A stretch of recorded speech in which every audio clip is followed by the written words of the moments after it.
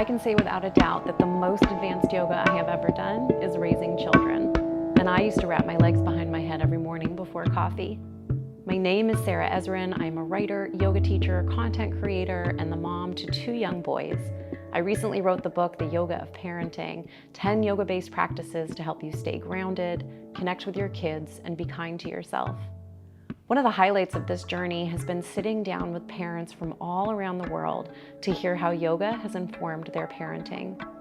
Their stories are fascinating, funny, raw, and sometimes heartbreaking. I spoke with step-parents, single parents, grandparents, and though everyone's identities and family structures are completely different, all of these parents have the same intention: to parent from a place of connection. I am honored to share these stories with all of you in this limited series podcast, The Yoga of Parenting. All right, welcome. It's so funny that we all talk before we even come in to do the interview, and then we're all like, "Hey, how are you?" You know, and you got to be like, act natural, like you didn't just talk for 20 minutes. Yeah, exactly. Well, I'm always honored for the guests that I have, but I'm particularly honored. I don't even know if you know like how much of an influence you've had on my teaching, but Hala Khouri is here with me today. She is very passionate about the intersections of psychology, activism, yoga. She's been teaching for 25 years. And I didn't mean to say that like shockingly, because like I'm, right? It's like I knew that. You're the co-founder of Off the Mat and Into the World, and you are also a somatic experiencing counselor and the mama of 2 boys who are now teens, right? Teen and preteen. 12 and 15. Wow. So we got lots and lots to talk about. And in addition to being an author, you are also now starting to step into this realm, a little bit of trauma-informed parenting, which is really cool to see.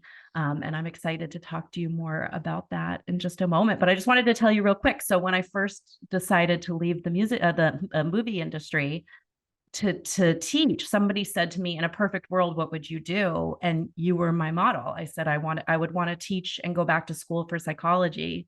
Aww.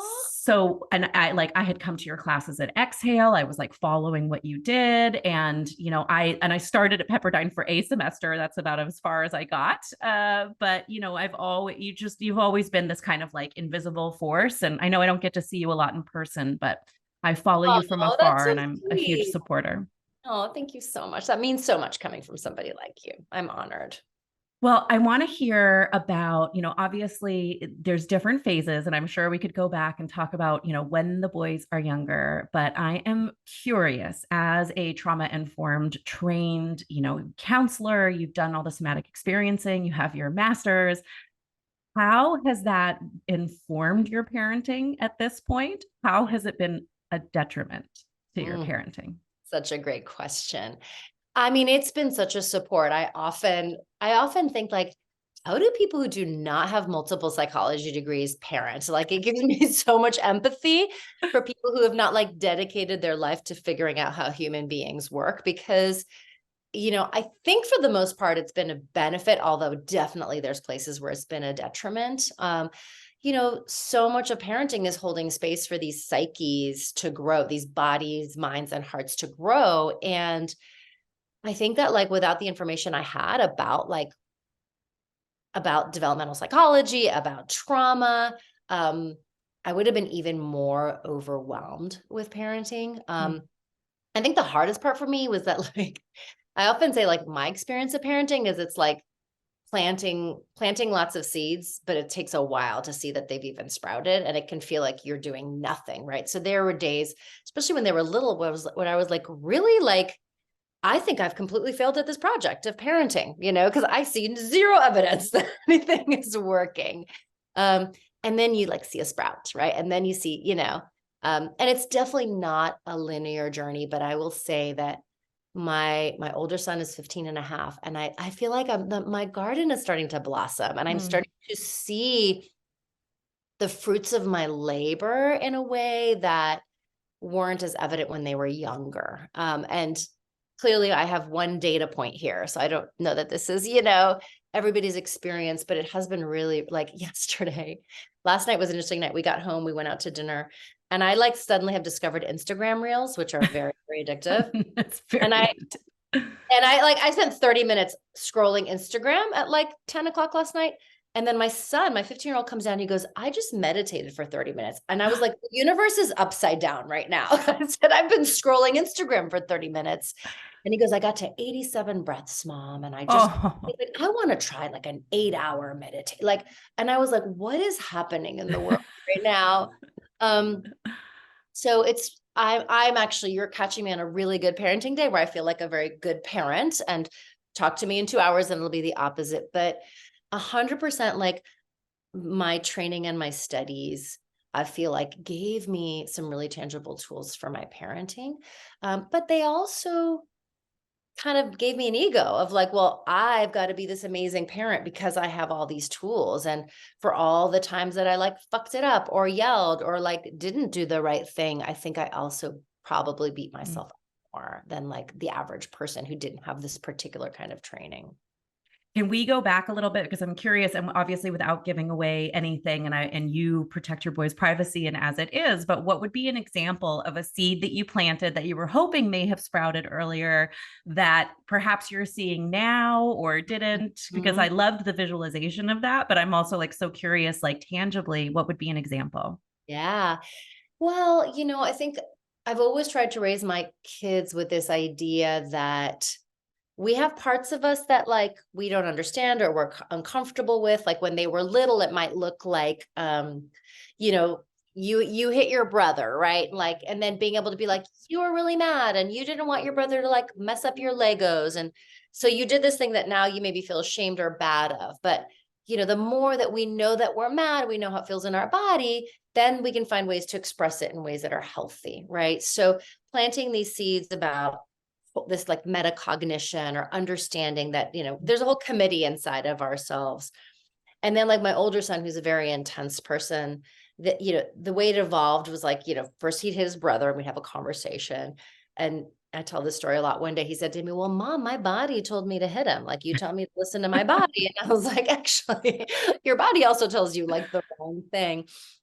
And then like a few years later, he like cussed his brother out. I don't know what he said, all this awful stuff.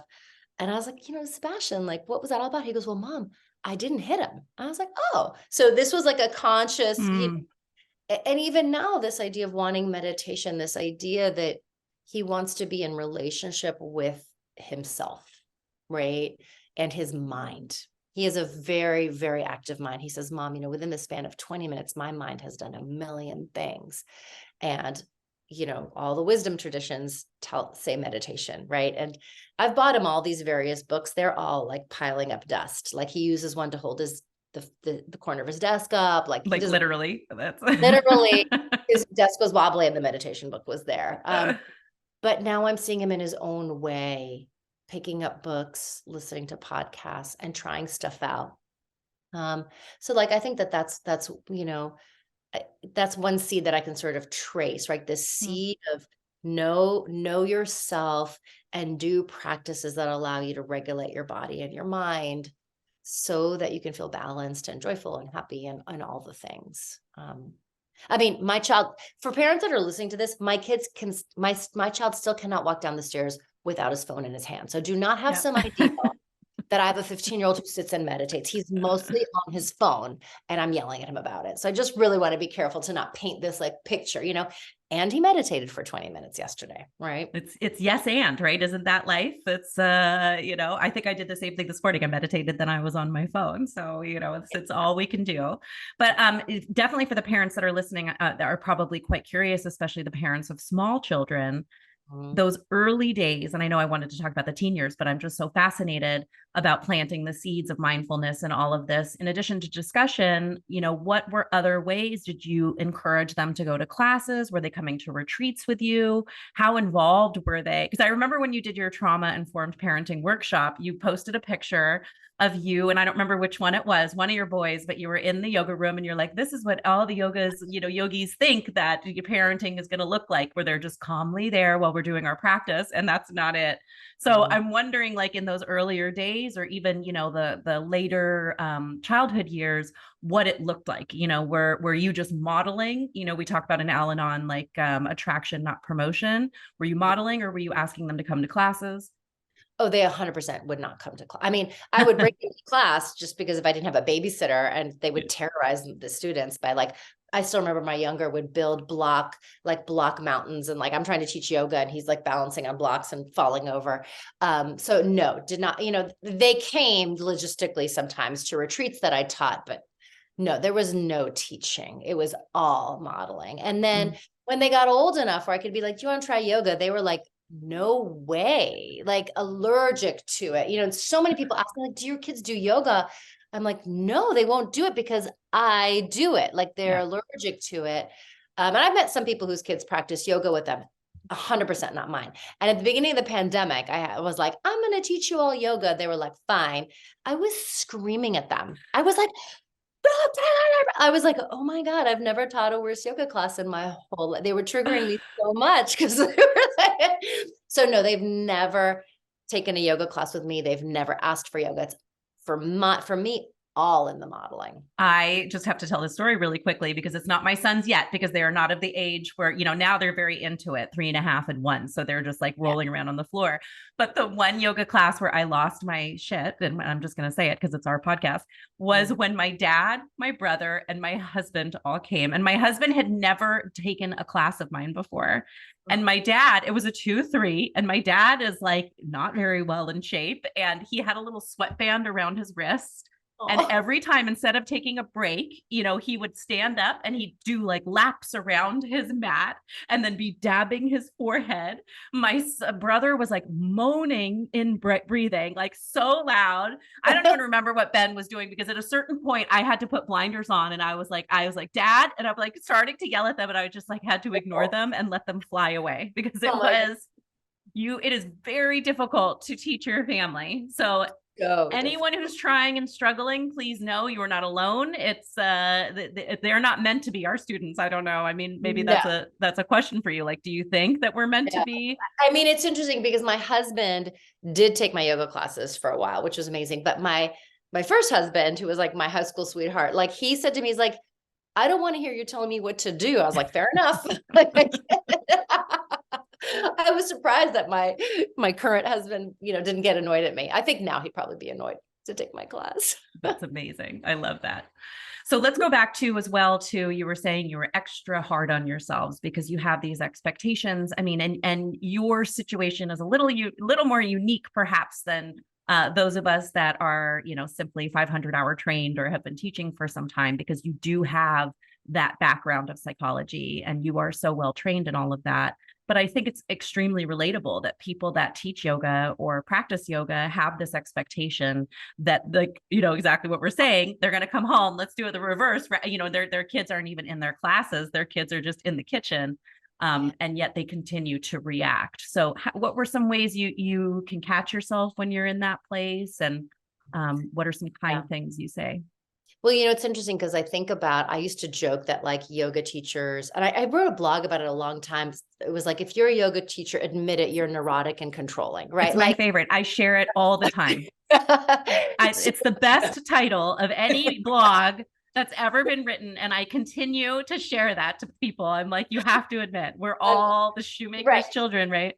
Seriously, like we're micromanaging our breath, of exactly where our bodies are in time and space. Like, for me, the yoga practice helped me feel in control, right? Because life felt out of control. And eventually I didn't need to practice yoga in such a neurotic and controlling way. But I was like, Iyengar, Ashtanga, tell me all the rules so I can follow all the rules. And so I think for the folks that are listening who are drawn to that practice, if that's part of your personality, right, it can show up in our parenting, because all of a sudden, parenting is so out of control. Like we can't control it. There isn't a formula. There isn't a sequence. And so I think that like for me, parenting revealed also how I was using yoga to try to stay in control. Like it actually, like I hate people who claim what the real yoga is, but like for me, freedom is about letting go of my perfectionism and my control. And for me, the kind of yoga that helped me was not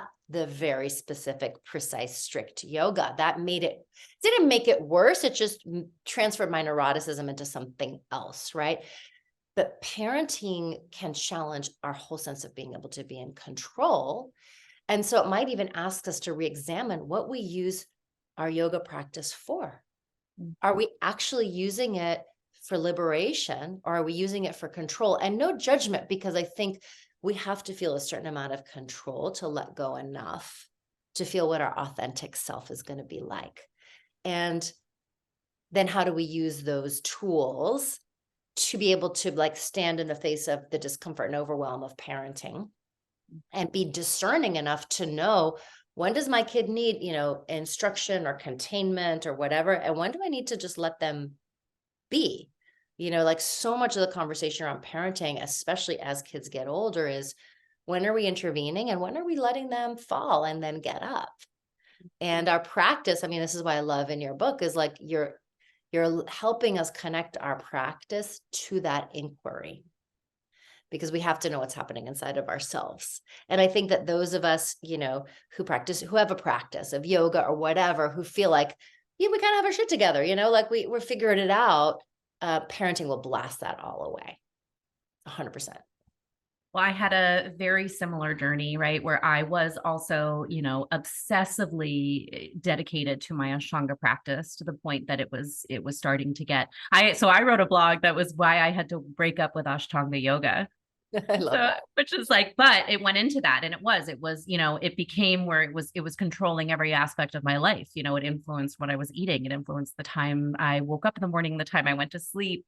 It influenced who I was spending my time with, because I wouldn't go out. I wouldn't allow pleasure. And, it obviously I just did a little reel. So I know you're into the reels now. I did a reel yesterday because I'm going to start teaching again for a studio that's in LA virtually.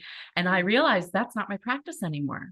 My practice now, since becoming a mom, is like, I don't even like doing, I mean, I still like to like sweat, and I go and like, I'll take like HIIT classes. Me too. That's what I do. Yeah, I love it. And I love the strength building, or, something that is totally out of the box. But when I come to my yoga mat, I want that to be a place that's nourishing. I actually want to let go of control. I don't want to know what sequence it is. I just want to move. I let like the playlist kind of, just the fact that there's even music for people that, don't know the Ashtanga and the Iyengar traditions are very strict. There's no music.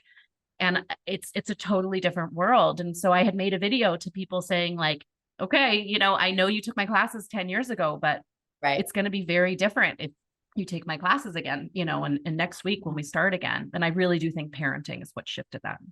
Yes, absolutely. Yeah. And I think that in different stages in our lives, we need different things. Right. Mm-hmm. So, yeah, being able to let go, and kind of, it sounds so cliche, but like go with the flow. Right. Because, I remember meeting a parent once, and she was such a graceful parent. And she said, all I'm trying to do is stay out of the way of my kids' growth. And I was like, that's such a beautiful metaphor, that they have this path and we're just trying to kind of stay out of the way. Right. And when do we stay out of the way, and when are we in there? Yeah. Or, it's like being on the sidelines, like as the container, so they don't go too far out of bounds, but at the same time, you're not hovering over them so that, they're stuck in this one area that they have the room to explore. Yeah, exactly. Yeah. Being the cheerleader on the sidelines. Exactly. And, which is extremely hard to do. And also, for full disclosure, like that's my yoga practice right now. That's not my life. I'm still very controlling and, anxious and everything else. I think it comes out in many other ways. It just happens that the mat is actually one of the few places where I can feel safe and let go. And maybe that's just because, we've been practicing for so long, and Totally. it becomes the home and it holds you. Yeah. Yeah. I love that. And I think we try to build that. I always say, like, if I could be in the world how I am on my mat, that would be amazing. So like we get on our mat, we get to practice a way of being, and then we can like go out into the world and see what we can remember and keep embodying.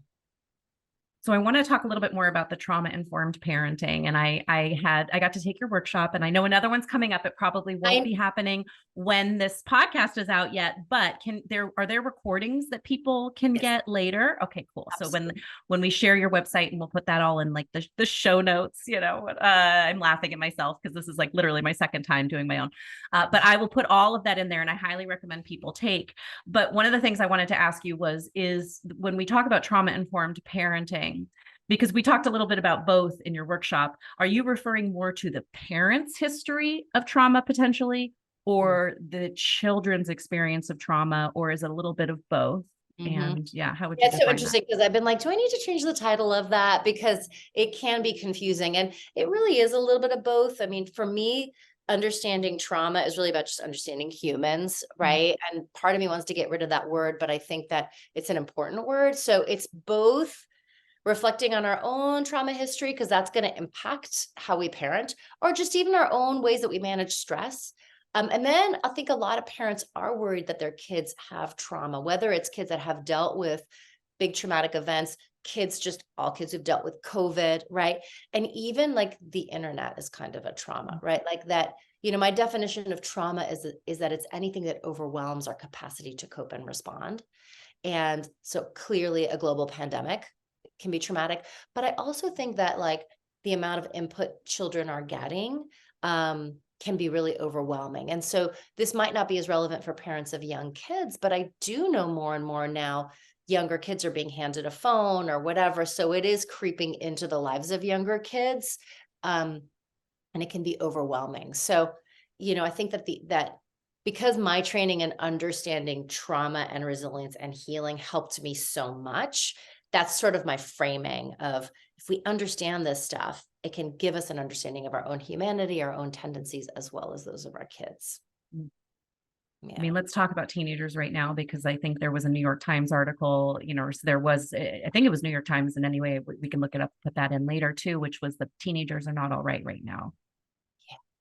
Yeah. And from a lot of my friends who have teen children that I'm talking to, it is a very scary and tough time. And I'm, again, not giving anything away too personally with your sons, but what are you noticing that's different with the 15-and-a-half-year-old as far as, anxiety and coming out of COVID versus the 12-year-old? What are some similarities?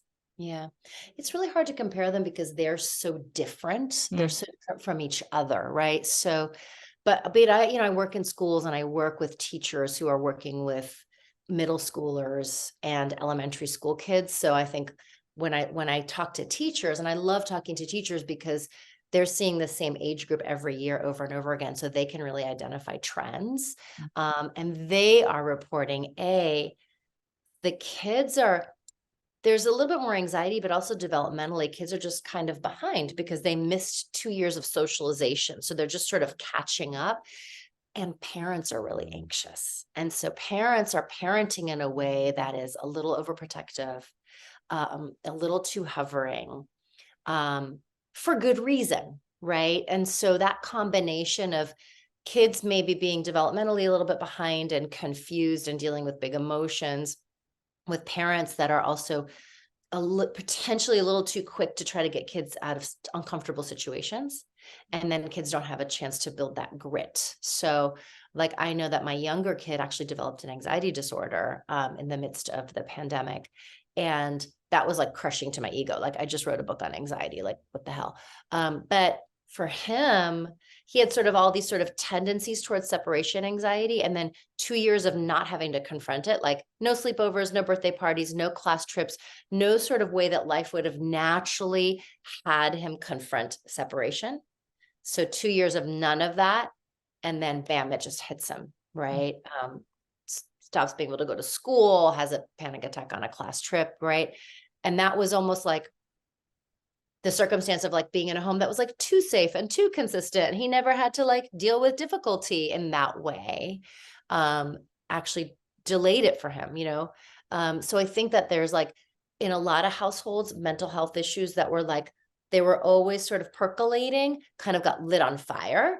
And what I say to parents is, I like to always try to put a positive spin on things, not to bypass the difficulty, but like what helps me move through things is like, okay, let's roll up our sleeves. What are we going to learn here? Right. So I think about my son. I'm like, all right, maybe if there wasn't COVID, he might have confronted his anxiety in college when I wasn't here to support him. Right. So I try to just think about, okay, the things that emerge while they're young enough to be under our roof, we have an opportunity to really support him.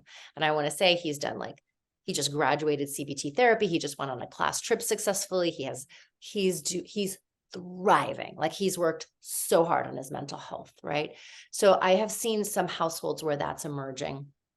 And I think the ages matter in some ways, but my 15-year-old, like, loved COVID. He got to skip the middle school drama and play video games instead, right? Yep. Now in high school, he's craving social interactions. He's craving, he's wanting to do, like we were sending him on these trips abroad in the summer, and like just he wants to just dive in to that stuff. Mm. Yeah.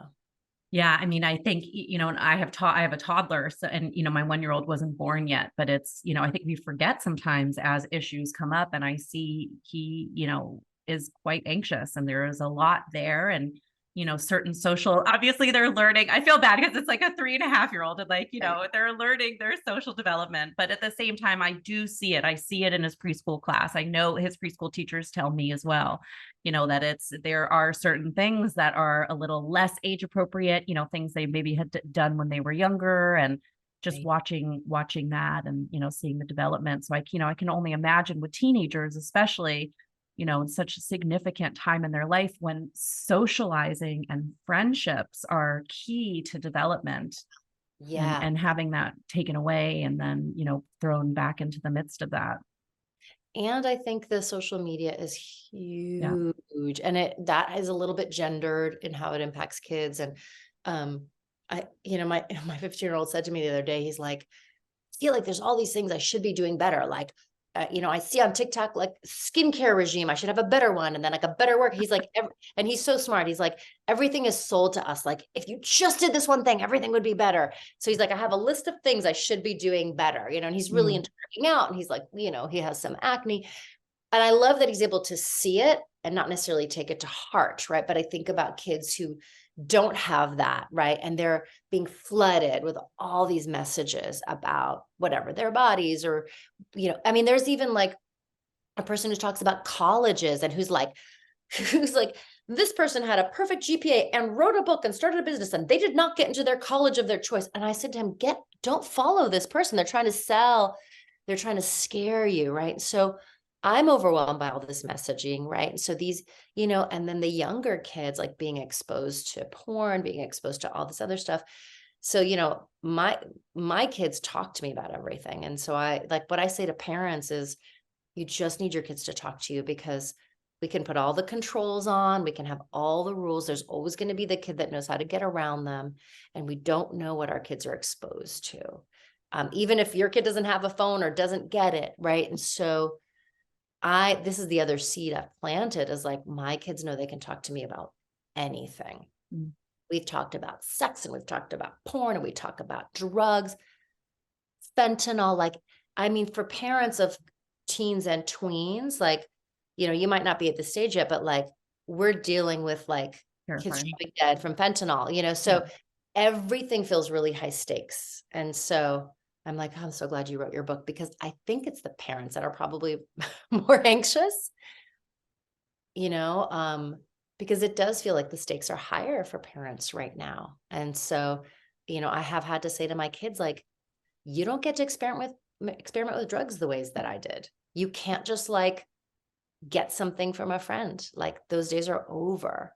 So the conversations are different, and they feel higher stakes. Mm.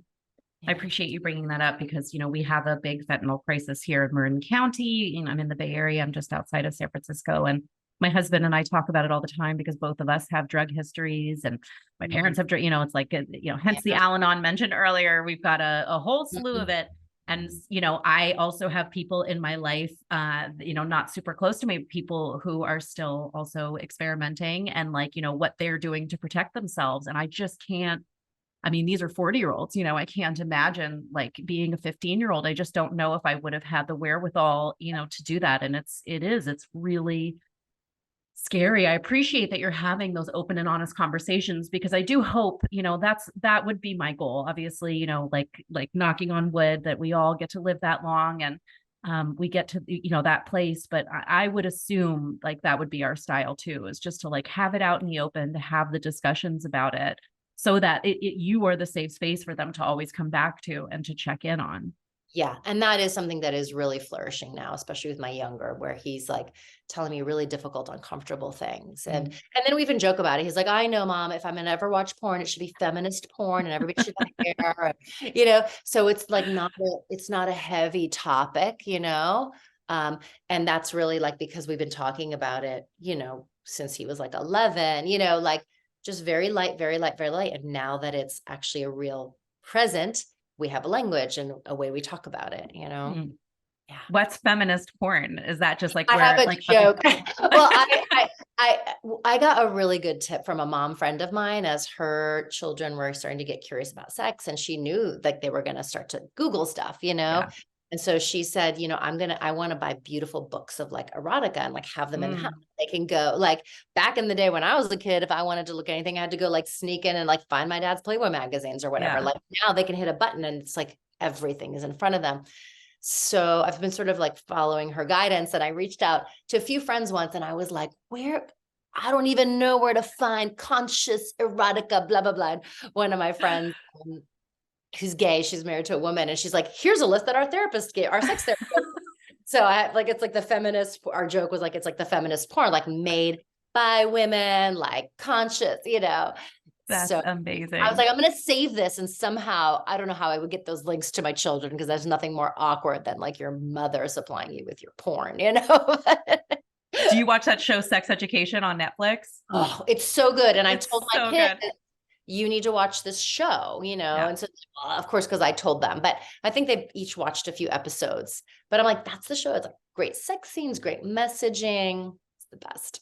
And I love, yeah. So people who haven't seen it yet, you can Google it, but it's an English show. But Gillian Anderson, who was born American, but she lived in England. Her family is English, so she does a phenomenal British accent. I mean, she's she is English in blood, but she plays the mom, and she's also a sex therapist. And then her son, who's a teenager, then becomes like this like ad hoc sex therapist to all the students in school and all the things that they get into. And it's just amazing characters, amazing character development. So amazing. It's so I love that. Yeah. So what are, we talked about the kids obviously and everything they're going through, but what are you doing for yourself? I mean, you and I are talking, it's April 2023. Every week we're getting a new message about gun violence and some, horrible statistic for children, specifically teenagers. Yeah. And what do you do every day to not be terrified to like let them go to school or to leave the house? How are you handling that anxiety for yourself? Well, number one, I live in a real privilege. I don't think it's a bubble, but like I really have to acknowledge my own privilege. The kids are in private school, they have a certain level of economic protection, and even though my kids are multiracial, they're light skinned, they're not going to be necessarily read as kids of color all the time. So I think that I have a lot of class privilege and systemic privilege that buffers me against the ways that other families might, not be buffered and have more of an exposure. Of course, school violence happens at all kinds of schools, but there is a certain level of protection where you're at like a fancy school that has like one gate to enter in, and where it's smaller and teachers get to know their students more, as they might know if there's somebody who's struggling. But at this point, my kids are older, so I can sleep through the night and exercise and do all the things I didn't do when I had kids. I mean, I did, but like it's different. Different. I'm not bone tired in the way that having youngers can make people feel. I have a nephew who's 1.5, so I'm like, oh, I remember those days. He's, I watch him for 2 hours and I'm like, here you go. I'm going to go Exactly. now, So, my exercise, like what regulates my nervous system is like going on that Peloton machine, right? Or like getting my heart rate up for 20 minutes because I tend towards anxiety too. And now that's what I need. So exercise, at least 30 minutes every day, sleep, double espresso in the morning. It's all balance. Balance. So like taking care of my nervous system for me is like the main thing. And of course, like, spending time with friends and doing all those good things. But like I'm able to prioritize my well-being. And so I make sure to do so in the midst of all my work. And I know that when I'm in that place, and here's the other piece, like our kids have their own path. And there's a certain level where I cannot control what life is going to bring them. And I feel like you know, I'll call myself like a spiritual atheist. I don't have specific spiritual beliefs. Um, but I do feel like we are on this planet to grow our souls, and we all have to learn something. And it is through difficulty that we learn. And what I tell my kids is they are growing up with so much, that their job in life is to figure out whatever brings them joy that helps create a world where everybody can have their needs met and be safe. And it's purpose that makes us happy, not shying away from pain. And that's really, really hard when we have younger kids, because, you know, I sit with my nephew and I'm like, if anything bad ever happened to him, I would die. Like, it's an intolerable feeling, you know? And as our kids get older and older, our job is to let them be on their own path. And the hardest part is maybe their path is that they have to experience heavy duty traumatic events. So I will do my best to protect them. But if I overprotect them, then I'm part of the problem. They need to be out in the world. And I think that that can be really hard when there's so much going on in the world. We just want to keep them at home. So I have to really lean into trusting that they also have their journey that has nothing to do with me. And I hesitate saying this because it can sound like such a spiritual bypass. And I hate that, you know, everything happens for a reason, la, la, la. But, you know, I spend my life working to try to end injustice, right? And structural violence and all that. And I can't control it all. So I need to just give my kids as many tools as they can. And let them be in the world as much as possible. Because I know parents that are afraid of everything. They don't let their kids do anything.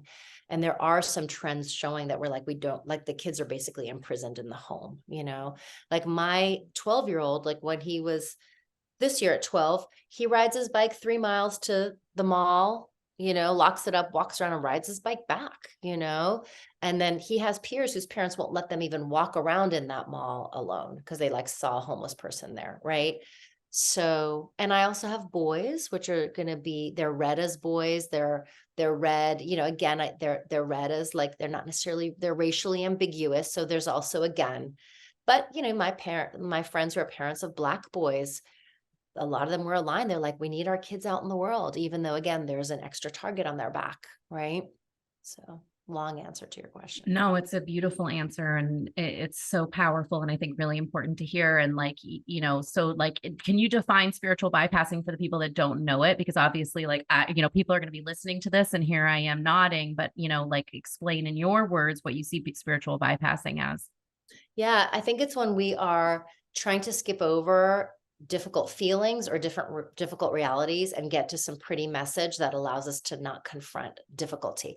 I mean, I did it for years. I was like, everything happens for a reason. And like, and I did, and I know it was spiritual bypass because I wasn't willing to feel my difficult feelings. And for me, it would show up as at night binging on chocolate, right? So I had my addiction, right? So there was something that wanted to emerge at night, some feelings that I had to medicate away or whatever, numb myself against. So it's when we skip over difficulty, and it can happen a lot in privileged yoga spaces, right? I don't listen to the news. That's negative energy. Everything happens for a reason. Everybody has their path, right? It is true that I don't think everything happens for a reason, but I think we can make meaning out of things in order to cope and remain hopeful. We make meaning of things, but it wasn't orchestrated that way. And I think that's an important distinction for me.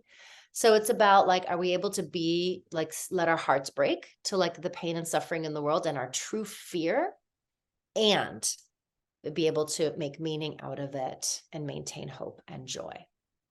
It's the You both. teach a lot about resiliency. So that's kind of what keeps coming to mind, is like, it sounds like this is the difference between the two, between the spiritual bypassing versus resiliency, which is, you know, it's not like looking at things as like, you know, the toxic positivity bomb, but actually taking the rubble of whatever that thing may be and building something beautiful out of it. Or, you know, what's that Japanese sculpting where they take the gold and Kitsuki, something like that. yeah, something amazing, right? Where so like it's they take broken objects and then they you know, fuse it back together with pieces of gold to make it beautiful again.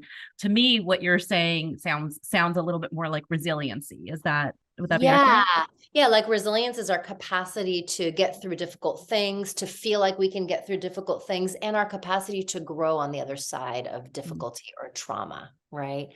Yeah, I mean, my older son, we sent him on this trip to Ecuador last summer, and he had really, really bad hay fever.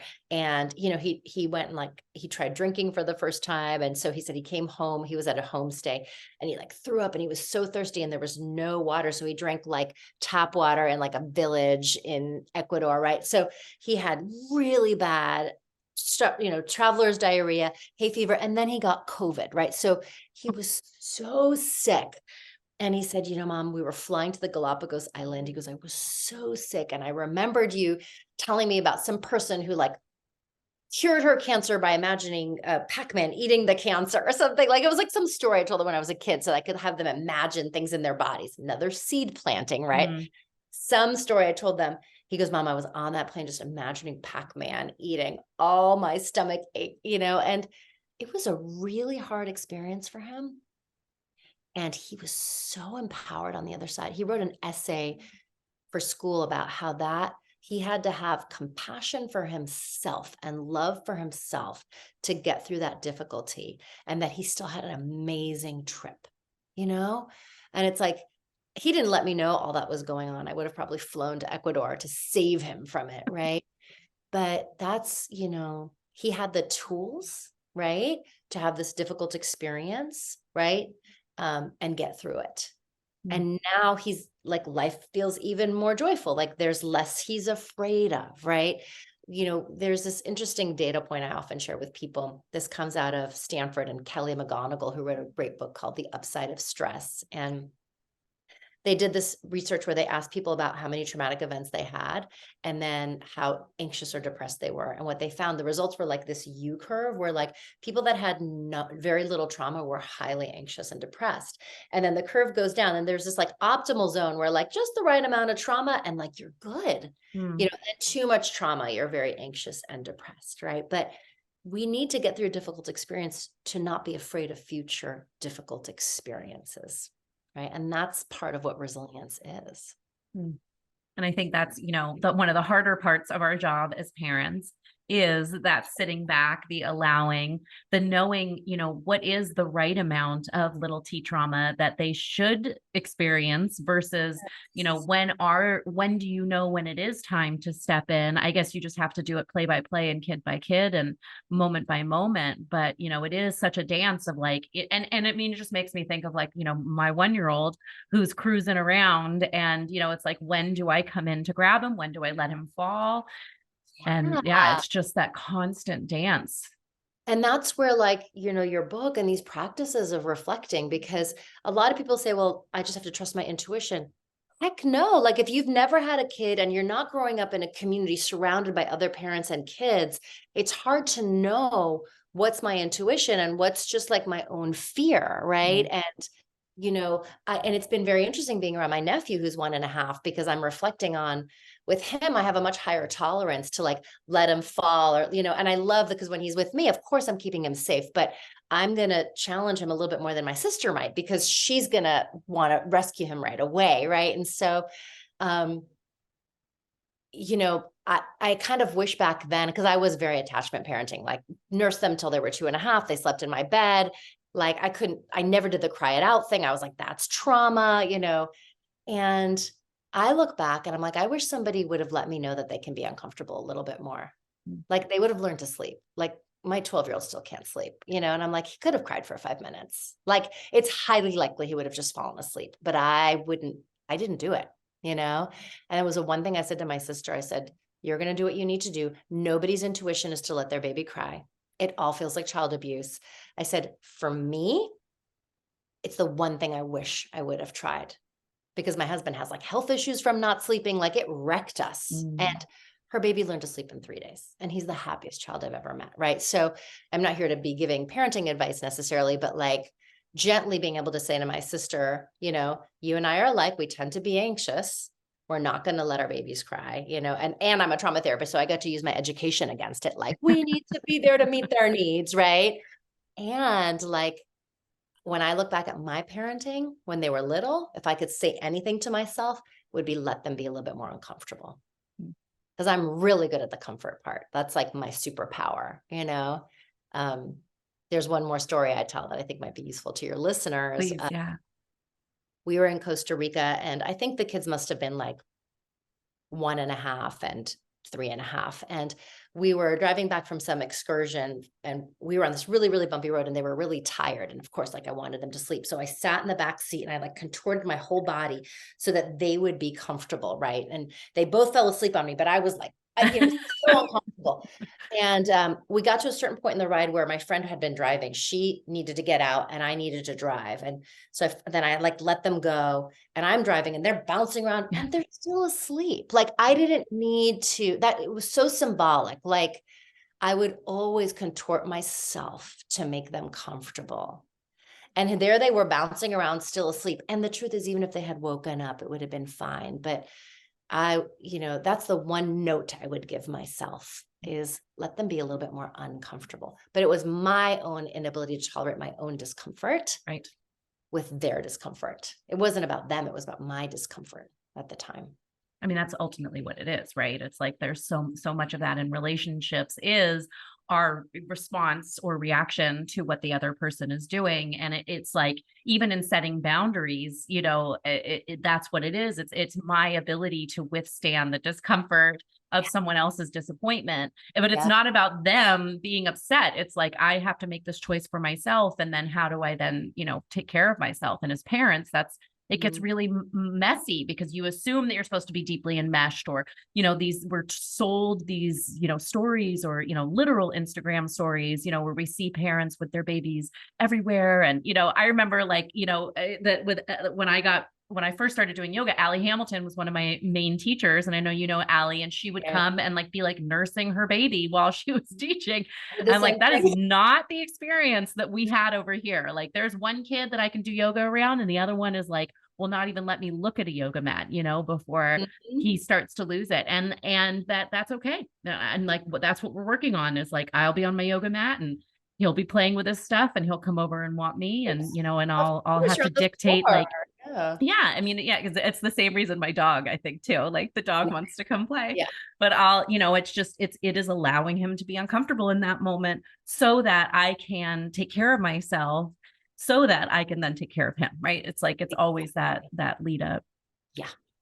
So what are some seeds that you're planting for yourself in this new garden as your children are entering, this is like one of them's deep in the teen years. The next one is kind of entering into it. And we're, not to scare you, but, you're coming up on this new chapter, which is colleges and all of that. And so what are some seeds you're planting for you right now to start to help you cope better with those changing chapters? High school and college. Yeah. I mean, I think that like a lot of my work right now is looking at the ways that I have been overly like enmeshed in them, and like, I need to liberate them. So like my whole thing has been like, I need to liberate them from my hold. And especially the younger one, as he's like really moved through his serious mental health issues, and now he's really ready, to just be more free. And I need to focus on my own creativity and my own, I feel like there's this next phase of like writing and inspiration and teaching for me, but that I can only get to if I'm really centered in myself, and growing up, Lebanese, where family is everything. It's all about family. And especially as the mother, you sacrifice everything. So I'm constantly working against that archetype. So it is seeds of like my own inspiration and of letting them go in a whole new way. And I kind of feel like my 15-year-old, I have kind of like, I took him on his first driving lesson yesterday, like he's going to be driving. It's a whole new phase. But like centering in my joy more. That's really my theme right now. I was like, I get to have joy. I get to have fun. It's not all about the kids. I remember my therapist asking me years ago, like, what's your self-care? When do you have joy? And I was like, dance parties in the living room with the kids, and she's like, that's really sweet. But like, what's the thing you do without them? And I was like, nothing. I'm working or I'm with them, but I'm also with them in a joyful way. But I feel like there's something important about my own joy. I mean, joy is relational. It's not like me by myself, but like finding that seed of inspiration of myself separate from them. Well, that's exciting. Is there any second book in the works or anything? Because as I hear you getting back to your No, I mean, writing I'm again. not too sure what it is, Yeah. I mean, there might be another book in the works, but like not explicitly. Right now, it's a little bit more about collaboration and, just like working with the people I'm collaborating with to like build some like new curriculums and just kind of a new body of work. It'd be really exciting to see that all unfold. So I've been ending these interviews with the same question for everybody, which is, what's the most surprising way that your yoga practice has influenced your parenting? Most surprising way. I used to say bonus points for being funny, but then someone said something really like deeply bittersweet and melancholy. And now I don't say that anymore because I feel like I don't want to like lead the witness. I'm like, Totally, it's right? Like deeper funny, deeper. yeah, exactly. Yeah, Exactly. No yeah, pressure. yeah. I know. I mean, I think what's been most surprising is like the ways that I realized the negative things I was doing with my yoga practice. Just the like, oh my God, like that's not really how I want to parent, not how I do yoga, like the controllingness and all that. And so I think it was a little bit more about undoing what I thought yoga was for me, which was about the control and the perfection. So I think that surprised me, like flipping it around a little bit. It was the humbling, I didn't learn it through yoga. I learned it through parenting and then applied it to the yoga. It's like that, reciprocity we were talking about earlier, like even just, the joke you made with your son upstairs meditating, you're doing reels and like the world gets flipped on its head, but then it just gets flipped again. And I think it's just being with that constant cycle. So, it was like your yoga practice is what informed your parenting, but now your parenting is what informs your yoga practice. And it just continually, is all woven together. Yes, absolutely.